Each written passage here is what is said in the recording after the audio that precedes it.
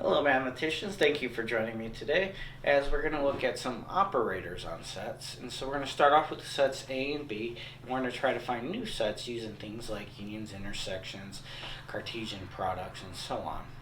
So the first thing I'm going to want to find here is what is the intersection of A and B. And so notice this sign means intersect, and intersect means find all of the elements both in A and all of the elements in B. And so as we try to find this set, we're going to look at it and say, okay, well, the elements need to be in A and they need to be in B. So I'm going to start off with the elements in A and say, okay, here's A. A is in A. So let's check in B. Is there an A in B? No. So A was in A but not B, therefore it's not in both of them, so it's not in the intersection. If I move on to my next element, B, we notice that B is in A, B is also in B, so B is in the intersection of the two. If I continue on, I get C. C is in both of them, so C is in the intersection. And notice I finished everything in A, so there's nothing else in A, so there can't be anything else in A intersect B. So that is going to be my set. A intersect B is precisely just BC. On the other hand, if I wanted to find the union, I can say A union B is all of the elements that are in A or in B. And remember, or means in one, the other, or both, so in at least one. So if we're trying to write the elements in A or B, we're going to go through a similar process, but this time we just need it to be in one of them. So notice I have an A, so that ends up in here. I have B and A, so that's good. C is in A, so that's fine. And so A, B, and C are in A, so therefore they're in the union. If I continue on, I'll go to B. B is in B, so it should be in the union, but I've already written it down, so I don't need to write it again. C is also in the union, but I've already written that one down. D is in the union. I haven't written that one yet, so I'll write that. And so if I want A union B, I'm going to get A, B, C, D as the elements of that set. The next set we'll want to find is A not B with the Cartesian product with B. So we're going to take the product of A not B with B. And so since we're doing two operations here, I'm actually going to do this one thing at a time. And I'm going to first find A not B, and then B, and then take the product of the two. So A not B is the set of all elements in A which are not in B. So if I go through this time and I say A is in A, I look over here, A is not in B, therefore A is in A but not in B, so A is in this set. If I look at the next element B, B is in A, but B is in B, therefore B is not an element of A not B, so we leave that one out. If we look at C, C is also in B, so it is not an element of A not B. So the only thing in A that is not in B is the element A, and so A not B is just the set consisting of the element A. Then we need to take the Cartesian product with the set B, which is B, C, D, and so I'll write that one down too for reference. Now, when we find a Cartesian product of two sets, what we end up with is an ordered tuple. In this case, we'll have an ordered pair, where the first element is from this set and the second element is from this set. So if I'm going to write those all out, I'm going to get pairs where I pick something in here and something in here. So I'm really just going to list out all possibilities. Is the first element has to be A. I have no other options, so I'm going to get an A here. Then the second term, or the second entry, can be B. So AB would be an element in the Cartesian product. I can also have A and C, because A is in here, C is in here, so AC is in the product of those two. And I can also have AB. So again, that's going to be in the Cartesian product. Now notice I can't do anything else because I can have the first element be A and the second element can be B, C, or D, but those are the only options I have.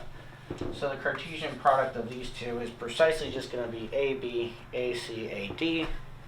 And now, normally to check my work, I like to make sure that the cardinality is correct. So here the cardinality of this set is 1, cardinality of this set is 3, so the cardinality of the resulting set should be 1 times 3, which is 3. I do have 3 elements, so those should be all 3 that are going to be in that set. Alright, so now what we want to find is we want to find the power set of A. So remember, the power set is the set of all subsets of A. So this is going to be a set of subsets, so I have to find all subsets of A. Now as I do that, I notice that, well, there's 3 elements in A, so what I can have are the subsets can have 3 elements, 2 elements, 1 element, or 0 at a time. So I'm actually going to write through in that process and say, okay, let's go with 3 at a time, 2 at a time, 1 at a time, 0 at a time. And so if I start with 3 elements, I can get the set A, B, C. And notice that's just A. A is a subset of itself, so therefore A should be in the power set. So this set is then an element of the power set. Now that I have 3 at a time, there's no other way to get 3 elements in a set because I just have those 3 elements. I'm going to pick 2 at a time. And so one way I can do that is I can get A and B together. Another way I can do that is A and C. And another way I can do that is B and C. And so if I look at this, I'm just starting off with A, B, going first and second, first and third. I've got an A with either of these 2, so I would say, okay, can I do anything else? Well, I have B with C, and then I run out of options for 2 at a time. So therefore, my sets that are 2 elements at a time are going to be AB, AC, and BC. So now I've gotten a total of 4 sets within my power set. Now that I've done 2 at a time, I'm going to do 1 at a time. So I'm going to have the set consisting of A, the set consisting of B, and the set consisting of C, because those are all of my options within the set A. So I've done 3, 2, 1. And the last thing I need to do is 0 at a time. So if I pick 0 elements, I have nothing in my set. And remember that if I have nothing in my set, I call that the empty set, which is denoted like that. And so what I have is the set of these sets, so I have to close that off. So the power set is the set consisting of the sets A, B, C, the set AB, the set AC, the set BC, the set A, the set B, set C, and the empty set. Alright, now what we're going to do is we're going to find a power set and take the Cartesian product with another power set. So notice there is a lot going on here. We have 2 power sets to find, we have 2 differences to find, and we need to take a Cartesian product. So just like before, instead of trying to jump in and do this all at once, I'm going to do this one step at a time. So I'm going to first find A, not B, but we actually did that previously. So this was just the set consisting of the element A. So it's going to be the power set of the set consisting of A. Then we're going to take the Cartesian product of, and now I have to find B, not A. And so if I find B, not A, notice that B is in B, but it's in A as well, so it's not in this set. C is in B, but it's also in A, so it's not in this set. D is in B, but it is not in A, so this set just consists of the element D. So what we get is we'll have the power set of the set consisting of A cross the power set of the set consisting of D. So now before I take the Cartesian product, I'm going to write these power sets out. So this power set is all subsets of this set. So because I only have 1, I'm going to start with 1 at a time. So that would be the set consisting of A. That's the only way I can do 1 at a time. The only other option left is 0, so that would be the empty set. So I would get that the power set of the set consisting of A is the set consisting of A and the empty set. In the same way, the power set of the set consisting of D is the set consisting of D and the empty set. And so now I have my 2 power sets written out. So now I can take the Cartesian product, where the Cartesian product is going to be the ordered pairs with the first entry in this set, the second entry in this set.